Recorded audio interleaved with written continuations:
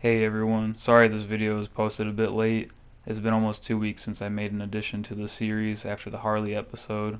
I had some things get in the way and delayed the process of posting this video, but here it is finally and I hope you enjoy. Now that's what I call an entrance. Green Arrow. So what this character did mainly, he's another straightforward character, so this video isn't too long, but he mainly just played a game plan that was runaway based so he could build bar, assuming that he could run away from you. And while he ran away from you, he shot arrows at you and zoned you. The reason he relied on this a lot is because his rush down wasn't that good. Like, as you can see, all these normals that I'm demonstrating over here, they don't have much range. The frame data is bad on them. He just really can't reach you. And even if he does open you up, he doesn't do much damage, which will be demonstrated later in the video. So he's pretty limited on his offense, unfortunately, for him. But yeah, that's mainly the game style that he played in this game, or his game plan was to run away, assuming that he was able to. Against zoners, he couldn't run away because he would get zoned, so it forced him to come in, which made him build less bar, and usually those are matchups that he struggled in. But that's just one weakness that he has, along with many other weaknesses. His jump-ins don't have the best hitboxes, so it was really hard to just jump at your opponent without getting anti-aired. The only really good jump-in he had was jump 3. His jump 3 has the best hitbox of all his jump-ins, and is easily the best in general because it can lead to plus frames for pressure, and it just has the most range in general, so your opponent usually had to block that option. His down 2 was pretty decent actually. It was a little slow, so you had to like be ready to anti-air. You couldn't always reactionary anti-air someone, especially if the jump was fast or low to the ground. But it had a disjointed hitbox with the bow, so it was pretty good at anti-airing. His air-to-airs aren't too bad. The hitboxes in the air against air attacks are pretty good, but like I said, as a jump-in, like jumping down at somebody, it's really bad. But they're fast enough to compete with air-to-air battles. Green Arrow didn't have much follow-up potential off his air-to-airs, which led him to getting less damage. So even if he got air-to-aired by him, it wasn't too threatening. And if he had an Ice Arrow, he could follow up with more combo potential, but even then, Ice Arrow scales. Just him as a character in general, outside arrows, he can't really do combos without spending resources. But without Ice Arrow, he can actually get pretty good damage, but it just depends on what resources he spends. Green Arrow's trait was him using his bow to shoot arrows at you. He could do a bunch of different shots. He could do an overhead shot, which is when he bounces up in the air and does a downward arrow shot. And he has a low arrow shot when he crouches down and shoots his arrow. His mix-up potential wasn't that strong off of it though, because the damage was really low, and on top of that the overhead arrow shot was reactable, because you would just block low until you saw him jump off the ground and stand up right away to block it.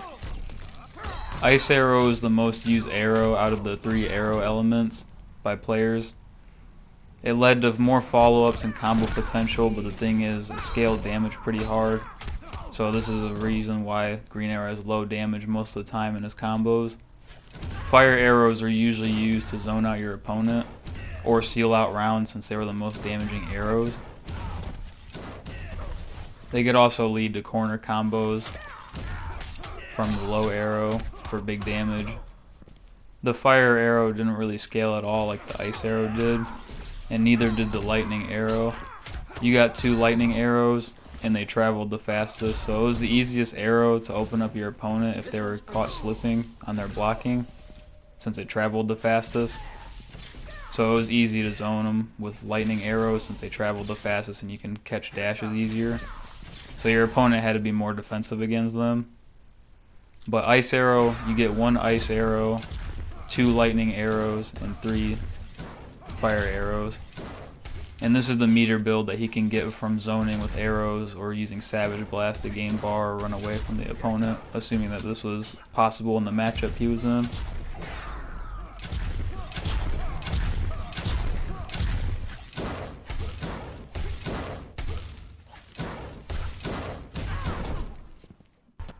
Savage Blast was a really good tool if your opponent had to get in on you.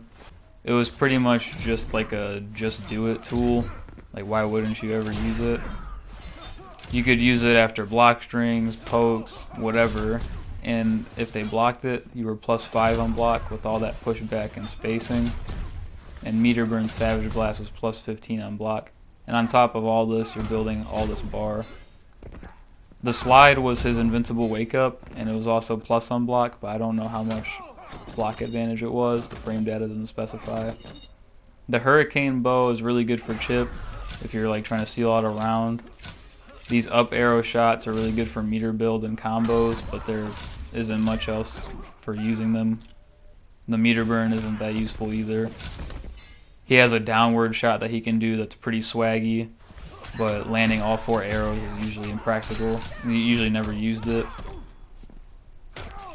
He got pretty good damage in the corner if he didn't have to use the ice arrow, but even with the ice arrow he had decent corner damage. It's very hard to open up an opponent without ice arrow, so it's very rare that you got this damage off unless it was on a wake up punish or something. Meter burn diagonal shot wasn't really useful at all. It didn't lead to more damage. It was just kind of a swaggy combo option route, I guess. There wasn't much use for it. In the corner, strings and normals that pop your opponent up off the ground, you could follow up in the corner that you normally wouldn't be able to follow up with mid-screen. Back 2-3 is one of those strings. 3-3-3 is one of those strings. And you have other combo routes as well with the different elements of arrows for different damage.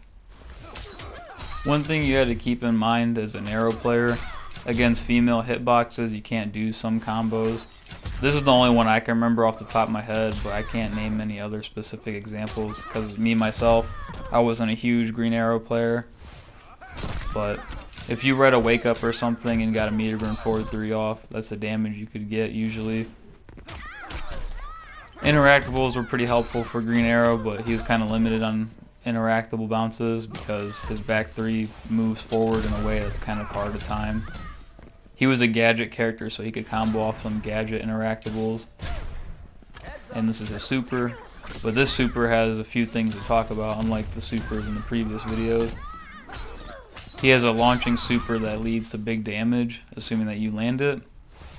A lot of ways people landed it back in the day of competing was they would do a string on block or on hit, usually after ice arrow, and they would do the reset with super, since super is unblockable. The only thing about this super was if you were experienced in the green arrow matchup, you could backdash it with your invincible frames, whether it was on hit or on block. So at the highest level, I think this really bumps down green arrow, and that's why I placed him in the spot in my list. That's like one of the huge reasons, because a lot of people weren't doing this at the highest level at the end of the game's life. So, but that's Green Arrow for you guys, and I hope you guys enjoyed the video. Also, I have tournament footage of Scorpion that I forgot and found later after making the video.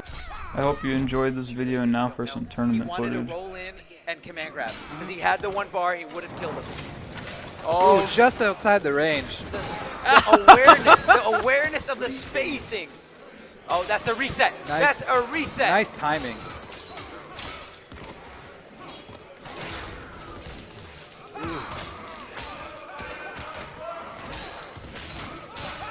A lot of people there cheering, rooting for their hometown boy over Chris G. Chris G considered one of the invaders, having all the Texas players try to defend their home turf here. Of course. That's the way it works, man. Well, it's not looking so good right now. Oh, Trey activated. Oh man, This is all Chris right now.